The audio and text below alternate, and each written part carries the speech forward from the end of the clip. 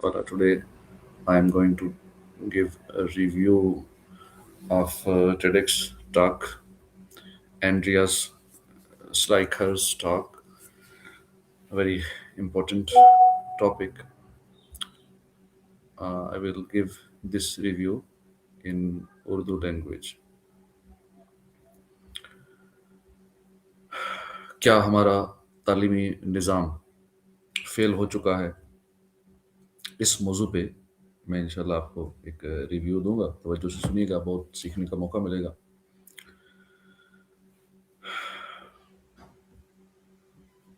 अस्सलाम वालेकुम रहमतुल्लाह। आज हम एक ऐसी हकीकत पर बात करेंगे जिसे हम रोज़ देखते हैं, लेकिन शायद समझते नहीं हैं। क्या आपने कभी सोचा है कि कुछ ममालिक के पास कुदरती वसाइल नहीं हैं, सोना या तेल नहीं है, लेकिन फिर भी वो दुनिया पर राज कर रहे हैं? इसकी वजह उनके स्कूल है। आज मैं आपको लेकर चलूँगा आंद्रियास स्लाइगर कि इस दुनिया में जिन्होंने OECD के ज़रिए दुनिया का सबसे बड़ा तालीमी टेस्ट पीसा इजाद किया, PISA। ये वीडियो सिर्फ असातिज़ा के लिए नहीं बल्कि हर उस शख्स के लिए है जो ये जानना चाहता है कि आने वाली नस्लें गूगल और AI के दौर में कैसे ज़िंदा रहेंगी। श्लाइगर कहते हैं कि आजकल तालीम वो नहीं है जो आपको मालूम है। आजकल तालीम वो नहीं है जो आपको मालूम है, बल्कि वो है जो आप अपनी मालूमात के साथ कर सकते हैं। श्लाइगर का नज़रिया रवायती इम्तिहान में पूछा जाता है कि आपने क्या याद किया, लेकिन पीसा पूछता है क्या आप इस इल्म को नई जगह इस्तेमाल कर सकते हैं। सबसे पहले ये समझे ना कि पीसा है क्या। ये 15 साल बच्चों का एक आलमी इम्तिहान है जो हर 3 साल बाद होता है, लेकिन ये आपके बोर्ड के इम्तिहान जैसा नहीं होता। तो श्लाइगर एक खूबसूरत बात करते हैं कि ज़िंदगी में आपका इम्तिहान इस बात से नहीं होता कि आपने स्कूल में क्या पढ़ा, बल्कि इस बात से होता है कि आप इन मसाइल को हल करने के लिए तैयार हैं जो अभी पैदा ही नहीं हुए।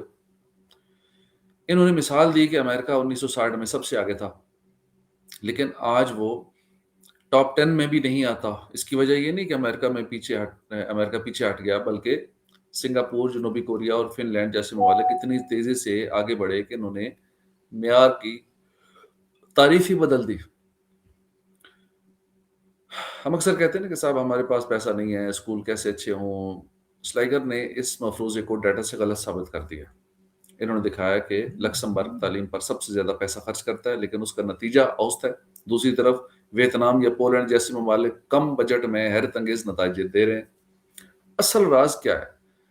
स्लाइगर कहते हैं कि कामयाब ममालिक पैसा क्लासरूम की दीवारों पर नहीं बल्कि उस्ताद की काबिलियत पर खर्च करते। जनूबी कोरिया में क्लासें बड़ी होती हैं, ज़्यादा तलबा, लेकिन वहाँ के असातिज़ा दुनिया के बेहतरीन और सबसे ज़्यादा तनख्वाह लेने वाले पेशावर अफराद हैं। वो छोटी क्लास की बजाय बेहतर उस्ताद को तरजीह देते हैं। एक बहुत ही जज्बाती और अहम नुक्ता जो इस वीडियो में उठाया गया वो है कि मुसावात। स्लाइकर ने एक ग्राफ दिखाया है जिसमें एक तरफ मेयार था और दूसरी तरफ समाजी इंसाफ। कुछ ममालिक में सिर्फ अमीरों के बच्चे अच्छे पढ़ते हैं, लेकिन फिनलैंड और कनाडा जैसे ममालिक में इससे फ़र्क नहीं पड़ता कि आप किसके घर पैदा हुए, आपको वही आलमी मेयार की तालीम मिलेगी जो किसी वज़ीर के बच्चे को मिलती है। हकीकी ज़िंदगी की मिसाल जर्मनी की मिसाल लें। साल 2000 में जर्मन अवाम को दचका लगा जब उनके रिजल्ट बुरे आए। उन्होंने अपनी पूरी पॉलिसी बदल दी।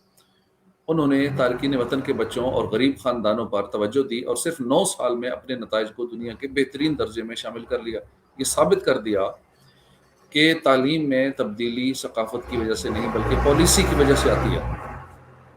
अगर हम स्लाइगर की पूरी तहकीक को निचोड़ें तो 3 बातें सामने आती हैं। मुस्तकबिल की सरमायाकारी। कामयाब ममालिक में लोग आज के खर्च कंजम्पशन की बजाय कल की तालीम को तरजीह देते हैं। वहाँ का सबसे पुरकशिश मकाम शॉपिंग मॉल नहीं बल्कि स्कूल होता है। ज़हानत का यकीन। एशियाई ममालिक जैसे जापान में बच्चा ये नहीं कहता कि मैं रियाजी में कमज़ोर पैदा हुआ हूँ, वो कहता है कि अगर मैं मेहनत करूँगा तो मैं सीख जाऊँगा। ये माइंड सेट ही सब कुछ है। ब्यूरोक्रेसी से आज़ादी, बेहतरीन स्कूल सिस्टम्स اساتذہ کو اوپر سے آرڈر نہیں دیتے بلکہ انہیں خود فیصلے کرنے کی طاقت دیتے ہیں. استاد ایک مزدور نہیں بلکہ ایک انوویٹر ہوتا ہے. اب تھوڑی سی تنقیدی بات کرتے ہیں. خوبی شرائگر کا ڈیٹا ہمیں یہ بتاتا ہے کہ ہم کہاں کھڑے ہیں. یہ سیاست دانوں کے جھوٹے دعووں کو بے نقاب کرتا ہے. یہ ہمیں ایک عالمی بینچ مارک دیتا ہے. خامی کیا ہے کہ بہت سے ماہرین کا خیال ہے کہ پیسا ٹیسٹ صرف ریاضی اور سائنس پر توجہ دیتا ہے. یہ آرٹ، موسیقی اور اخلاقی تربیت کو نہیں ناپتا. اس کے علاوہ جنوبی کوریا جیسے ممالک میں بچوں پر پڑھائی کا دباؤ اتنا زیادہ ہے کہ وہاں ذہنی صحت کے مسائل جنم لے رہے ہیں. ہمیں معیار تو چاہیے لیکن بچوں کی خوشی کی قیمت پر نہیں. آخر میں ایندریاس شلائکر کا یہ پیغام ہم سب کے لیے ہے. تعلیم میں بہتری ممکن ہے اور یہ کسی معجزے کی محتاج نہیں بلکہ صحیح ڈیٹا اور درست ارادے کی محتاج ہے. اگر ہم اپنے ملک میں اسکولوں کو صرف عمارتیں سمجھنا چھوڑ دیں اور انہیں انسانی صلاحیت بنانے والی فیکٹری سمجھے تو صرف ایک دہائی میں نقشہ بدل سکتا ہے. آپ کو کیا لگتا ہے؟ کیا ہمارے اسکول ہمیں زندگی کے لیے تیار کر رہے ہیں یا صرف ڈگری کے لیے تیار کر رہے ہیں؟ اس وقت جو ہمارا تعلیمی نظام ہے وہ آپ کے سامنے ہے. ہمارے کروڑوں بچے سکول جا رہے ہیں لیکن اپنا ٹائم ویسٹ کر رہے ہیں اور فیسیں بھی اچھی خاصی والدین دے رہے ہیں لیکن آؤٹ پٹ نہیں مل رہی. بے روزگاری بڑھ رہی ہے اور بچوں کو وقت کے ساتھ جینا نہیں آتا، کمانا نہیں آتا کہ ہم نے ارننگ کیسے کرنی. سب سے بڑا مسئلہ، معاشی مسئلہ یہ بنا ہوا ہمارے ملک کے لوگوں کا کہ بچہ ماسٹرز کر جاتا ہے لیکن اسے یہ نہیں پتا کہ میں کیا کروں، اپنے معاشی معاملات کیسے چلاؤں، اپنا کچن کا نظام کیسے چلاؤں. تو اب جب کہ ہم نے عالمی ڈیٹا کو سمجھ لیا تو آئیے اس کے ایک ایسے پہلو پر بات کرتے ہیں کہ جو شلائگر کی ٹاک کا روح رواں ہے کہ بچے کی نفسیات اور اساتذہ کا کردار. شلائگر نے ایک بہت دلچسپ مثال دی جو ہمارے معاشرے کے لیے ایک آئینہ ہے.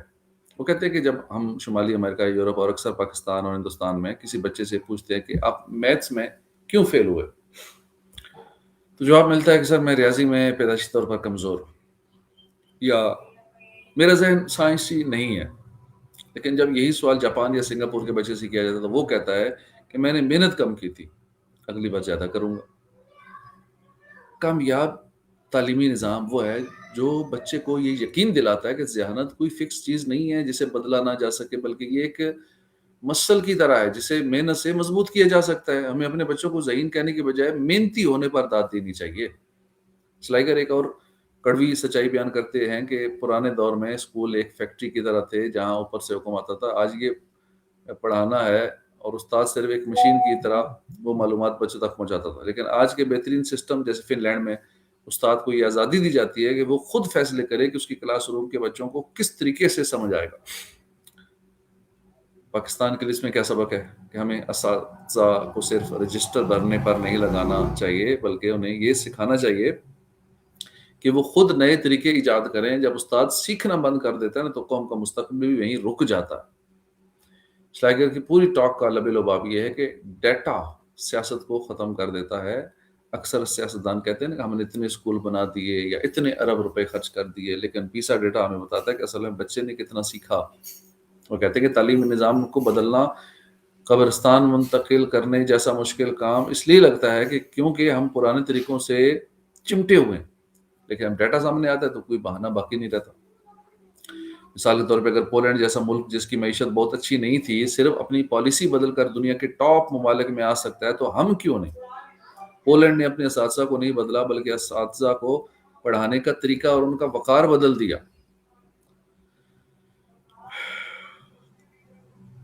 اسی طرح ہمیں اپنے تعلیمی نظام کو سیٹ کرنا ہوگا. ای آئی کے مطابق ہمیں اب اپنی ایجوکیشن کا سسٹم بنانا ہوگا. اگر ایسا نہیں کریں گے دنیا سے بہت پیچھے رہ جائیں گے. اگر اسی تعلیمی نظام پہ چلتے رہے جو اس وقت چل رہا ہے تو بہت بڑا نقصان ہوگا، جو ہو بھی رہا ہے. ملک پیچھے پیچھے جا رہا ہے، قرضے بڑھتے جا رہے ہیں، بے روزگاری بڑھتی جا رہی ہے، نوجوان پریشان ہیں اور بیسک انکم کی وجہ سے پریشان ہے. پر کیپیٹا انکم $1000 ہے، باقی ملکوں کی انکم پر کیپیٹا کسی کی $10,000 ہے، کسی کی $55,000 ہے، کسی کی $130,000 ہے.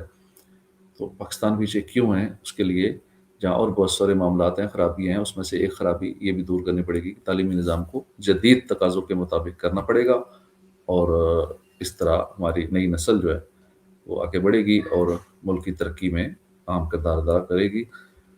Thank you very much for listening. السلام علیکم ورحمۃ اللہ وبرکاتہ.